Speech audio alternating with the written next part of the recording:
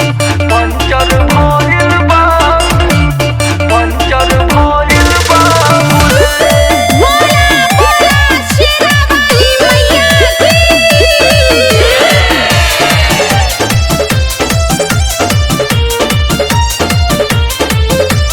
मेला घूमे आइल बानी कहाँ बाड़ो तू, जल्दी से आव जान जहाँ बाड़ो तू। मेला घूमे आइल बानी कहाँ बाड़ा तू, जल्दी से आव जान जहाँ बाड़ा तू। बोला काहे भइल बड़ुए लेट। हेलो कहाँ बड़ा हो? अरे का बताई, सुना तब तक तू एक काम करा, जलेबी उलेबी लेके खा, हम आवतनी। बहाना करे लगला। कुछ देर रुका हम पहुँचते बानी हो, पंचर भइल बा बुलेट। का? सजनिया कुछ देर रुका हम पहुँचते बानी हो, पंचर भइल बा बुलेट।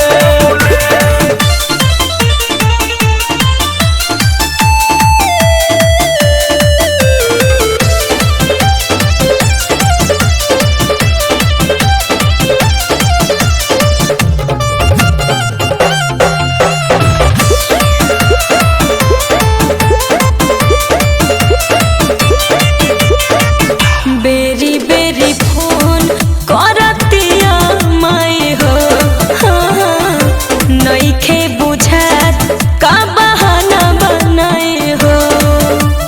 बोलत काहे नहीं खा बोला। कहता बाजार में हमार तीर फिरल बा, हाँ ना हो जाता निवाली ना कबाली भीड़ में गिरल बा। ई सब छोड़ो, केतना करवाई बहाय और लेट। अरे मिस्त्री के बोलैले हैं, रुका कुछ देर रुका हम पहुँचते बानी हो, पंचर भइल बा बुलेट। धनिया का? कुछ देर रुका हम पहुँचते बानी हो, पंचर भइल बा बुलेट। अरे हमेशा कुछ ना कुछ बहाना निकल जाता था। पंचर भइल बा बुलेट। सच्चे दरबार